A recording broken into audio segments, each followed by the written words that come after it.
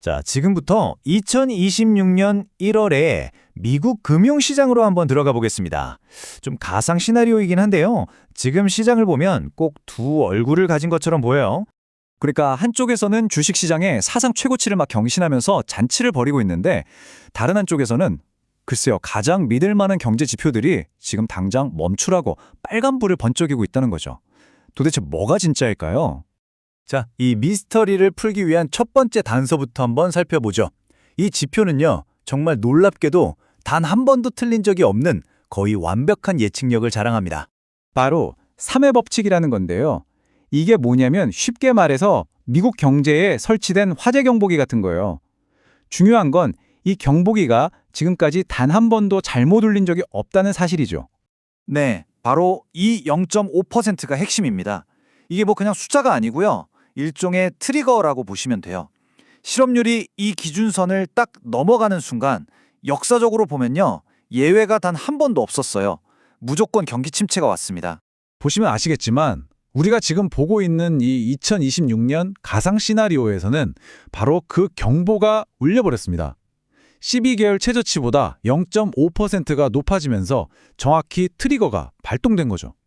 이거요, 2008년 금융위기 이후에 나타난 가장 강력한 경기 침체 신호라고 할 수 있습니다. 자, 그럼 이제 두 번째 단서로 넘어가 볼까요? 이건 좀 재밌어요.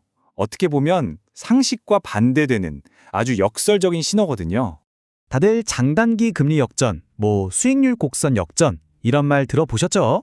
보통 이게 경기 침체 신호라고 하잖아요.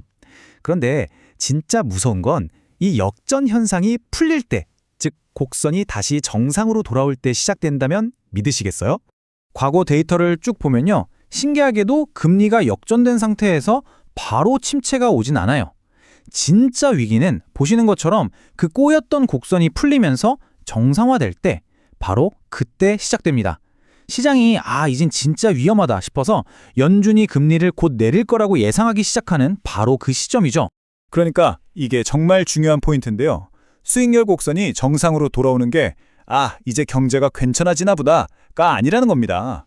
오히려 정반대예요. 시장이 경제가 너무 빠르게 무너지고 있으니 연준이 곧 금리를 엄청나게 내릴 수밖에 없을 거야 라고 비명을 지르는 것과 같습니다. 자, 이렇게 두 가지 강력한 단서를 확보했습니다. 하나는 3회 법칙, 또 하나는 수익률 곡선 정상화. 그럼 이 두 가지가 동시에 나타났던 과거, 그러니까 우리가 절대 잊을 수 없는 그때와 한번 비교해 볼까요? 이 타임라인을 한번 보세요. 정말 소름 돋지 않나요?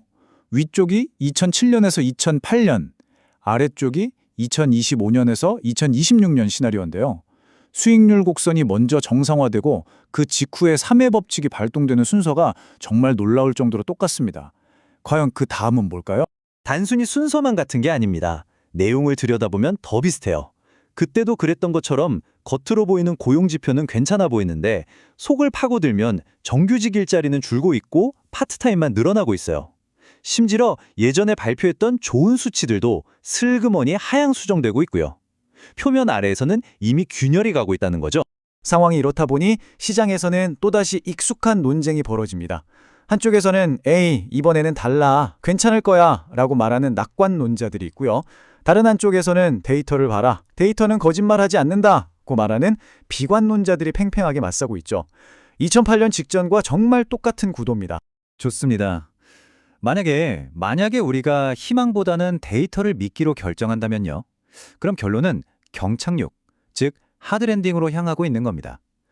자, 그렇다면 이런 시나리오에서 우리는 어떤 계획을 세워야 살아남을 수 있을까요? 가장 중요한 건 목표 자체를 바꿔야 한다는 겁니다. 지금까지가 공격적으로 수익을 내는 게임이었다면 이제부터는 자산을 지키는, 즉 돈을 잃지 않는 게임으로 전환해야 한다는 거죠. 패러다임의 전환이 필요한 시점입니다. 그래서 구체적인 방어 전력을 보면요. 일단 현금 비중을 늘리는 게 최우선이고요. 그리고 경기를 많이 타는 주식들, 소위 경기 순환주 비중은 줄여야겠죠. 대신에 헬스케어나 필수 소비재처럼 경기가 나빠져도 사람들이 계속 돈을 쓰는 방어주를 담고요. 또 안전자산인 장기 국채도 고려해 볼 만합니다. 한마디로 엄청난 변동성에 대비하라는 겁니다. 자, 이제 데이터는 모든 증거를 우리 앞에 펼쳐놓았습니다. 역사적으로 놀라운 정확도를 보였던 이 신호들이 이번에도 맞다면 이제 질문은 여러분께 넘어갑니다. 만약 역사가 정말 반복된다면 여러분은 어떤 계획을 가지고 계신가요?